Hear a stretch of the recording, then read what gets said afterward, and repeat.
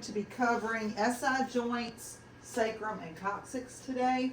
So the first ones we're going to start with are the SI joints. So the AP axial and the obliques are what you're going to be doing.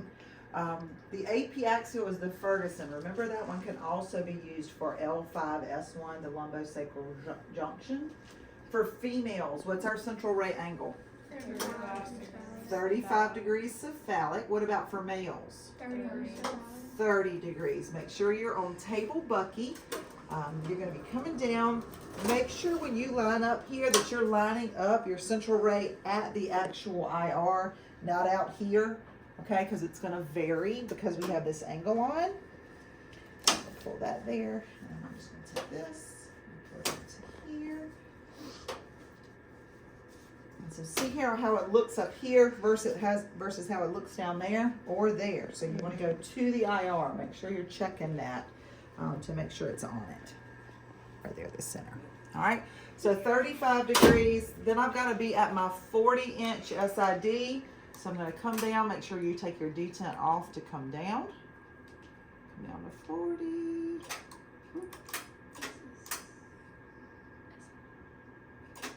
All right, we'll keep that there. 35 degrees, 40. I'm at table bucky. Now I'm going to collimate. What's my collimation for this? 6 by 10. It's an 8 by 10 crosswise or lengthwise. Lengthwise. So therefore, we're going to be doing 10 by 8. First thing here, before I start lining everything up and centering to my part, I need to get my patient straight. Always do that first. That's going to save you time. Okay. So shoulders, hips all need to be in line. Can you move your shoulders to your left for me? A little bit more. Keep on going. Can you take your knees, put your feet flat on the table and lift up and come back down? All right, and then take your shoulders and go over a little bit more. Still got you a little bit crooked here. Make it over here. And I'm just going to take your feet and I'm just going to slide them over. You okay there? What I'm doing is getting mid-sagittal plane aligned. Just like that. Okay? From there, for SI joints, AP axial, the Ferguson, or L5-S1 spot, I am doing what with my central ray? 1.5 inches above the pubic symphysis. Pubic symphysis. How do I know where that is? Greater trochanter. Yes. So to find greater trochanter, remember that you can ask your patient to turn their leg inward, and then it'll pop out right here on the side. You can feel it. That is the level of your pubic symphysis. So from there, I'm just going to slide my patient down and have her, that's pubic symphysis right there. So I want to come up about 1.5 inches from that. Come up just a little bit. So table, 35 degrees cephalic angle. Then I'm going to put my right marker on here. Make sure I'm at mid-sagittal plane. Let me bring her over just a bit. And then I would give her breathing instructions. Take a deep breath in, let it out, hold it out, or just hold your breath for me and don't breathe. This is just suspend respirations, okay? That's the Ferguson. If that were a male, I'd be doing 30 degrees cephalic. We're good? All right, next we're going to do the oblique. So I'm going to show you for the SI joint. Where's my sponge? Oh, I see it over here. For this one, we're rolling our patient up how much? 25 to 30. Make sure shoulders and hips go up. Come back. This is a 45-degree sponge, so I'm just going to kind of pull it back so she doesn't need to be quite that steep. Right there is good. All right. For this one, I do not have an ankle.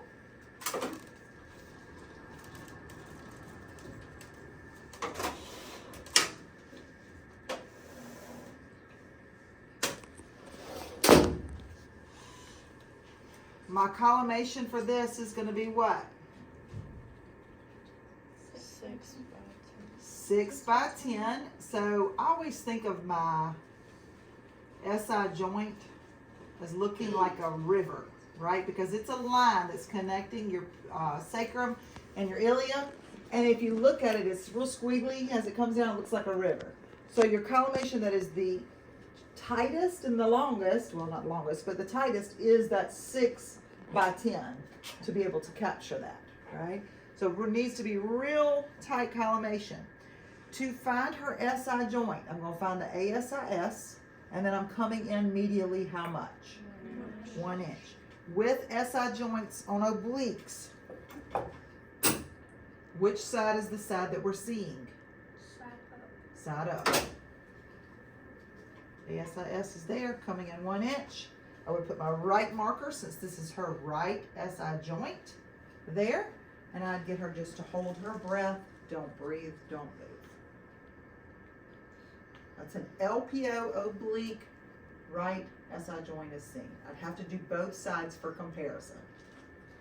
We do both sides too. Just practice one. You do the same thing on the opposite side. Okay? Questions about the oblique? All right, you do have to know PA oblique as well for test and registry. For the next projections we're going to do, I'm going to lift you up and take this sponge out. We're going to do the sacrum. So for the sacrum, we are going to get those hips nice and flat again. So if you will just kind of lift up your bottom, lay it back flat. Good. I'm going to bring your shoulders back over and bring your hips this way a little bit. And let me just straighten up your feet. So. All right, so for sacrum, if you think about the curve of the sacrum and how it goes, females, remember the curve of the sacrum is a lot sharper than males. And also remember it comes back more posterior than males because it allows for the birth of the baby, right? So what's our angle going to be for a sacrum? 15 degrees cephalic. 15 degrees cephalic.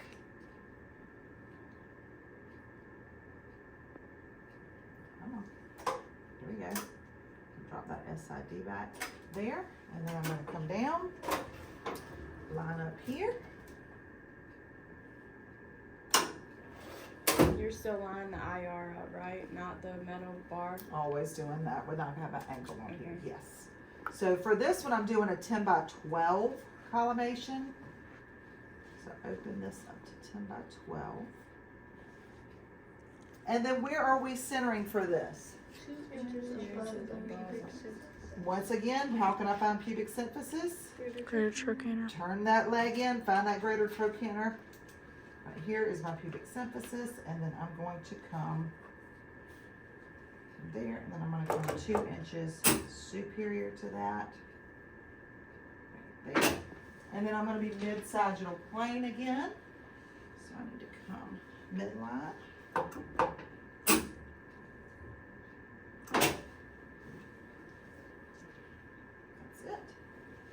What's my breathing instructions? Suspend.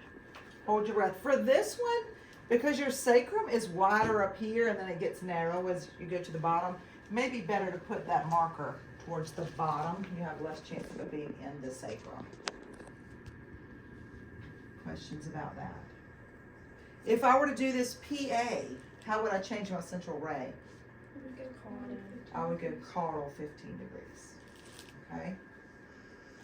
And then the next one is the coccyx. So if you look at your pelvis over here, sacrum curves posteriorly back, but what does the coccyx do? It comes anteriorly, right? So our angle needs to change from cephalic to caudal. How much? 10. 10 degrees. Very good. So we go there, come back up to our 40. There. And then I'm going to come down, line this up here. And if I did a 10 by 12 on my sacrum and my coccyx is smaller, what do you think my collimation is going to be for this? 8 by 10. 8 by 10.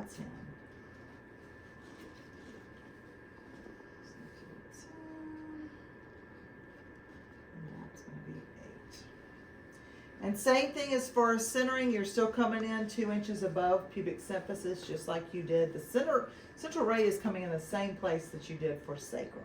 All right. So once you find that, thank you, and there, and then I'm just going to bring it down 2 inches above.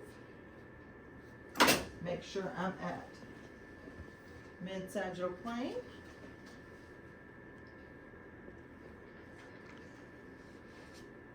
And then I'm going to put the right marker. And this doesn't really matter on the coccyx because it's much smaller, okay? Breathing instructions are just going to be hold your breath, don't breathe, don't move for coccyx. This is the 8P axial. If I were doing this PA axial, what would I do? Change the cephalic 10 degrees. 10 degrees cephalic angle, the patient's PA. And then the last one we're going to do, so you can do an individual lateral of the sacrum, and you can do an individual lateral of the coccyx. We're going to do them together to include both on one image. So I'm going to get my patient to roll up on your left side and face the wall for me. I want to get everything straight. So I want to bring your left shoulder back a little bit. Make sure there's no rotation between the shoulders. Make sure, can y'all tell right here that her right hip is more anterior than the left? Okay, so I put my hand on her back and just roll. And you might want to just kind of hold on to the shoulders and pull the hip back so that the shoulders don't come back when you pull the hips back. Keeps everything nice and straight there. So for this, I'm coming back up to my 40. I took that D10 off.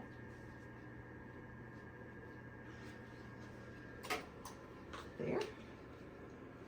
Line up to my IR. Collimation for sacrum. Lateral sacrum is what? 10 by 12. I'm going to show you all of these, okay? So for the laterals, just the lateral sacrum, I'm finding her ASIS anteriorly here, palpating it, and then I'm coming back how far? For just the sacrum. 3.5. 3.5. So you need to know what your measurements of your fingers are. So for me, I know 3 fingers is 2 inches. Okay. 4 fingers for me is going to be 3 inches. My whole hand is 4 inches. That's mine. Now I don't know what yours is. So I'm going to come straight back off of that. Wait. 3.5. So I'm going to come a little bit further back. ASIS is there. It's 3. So I'm gonna go about right there. And then I've got my 10 by 12. Notice that this light I have on her, right? So if I have light, you won't have it on everybody. You use left marker too, because left side is down. If I have light, I'm gonna use that light. But most patients, you won't have that light. Gotta make sure these hips are straight. Make sure you're coming in exactly 3.5 inches posterior to the ASIS if you're just looking at sacrum. Not interested in coccyx right now. If I were doing the coccyx, just the lateral coccyx, I would stay 3.5 inches posterior and come down how much? 2 inches. 2 inches below the ASIS. So from here, and then what's my collimation on that?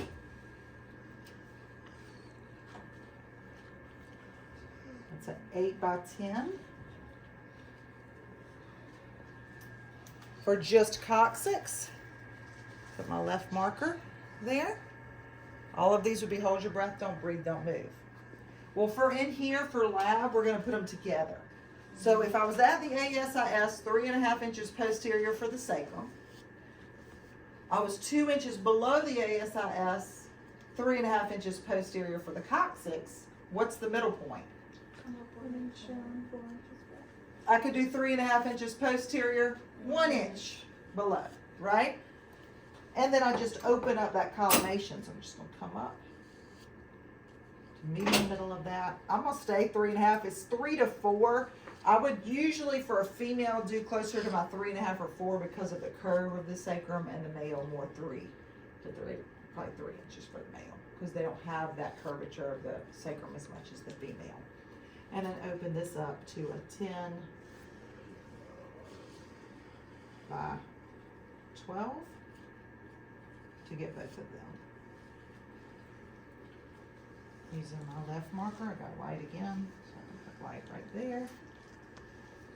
And hold your breath, don't breathe, don't move. Ooh, forgot something. We got scatter on these laterals. Don't forget to put that piece of lead behind your patient to absorb this scatter. That will keep your AEC from cutting off prematurely and underexposing your image. No shields on any of this. Questions? Okay, let's practice.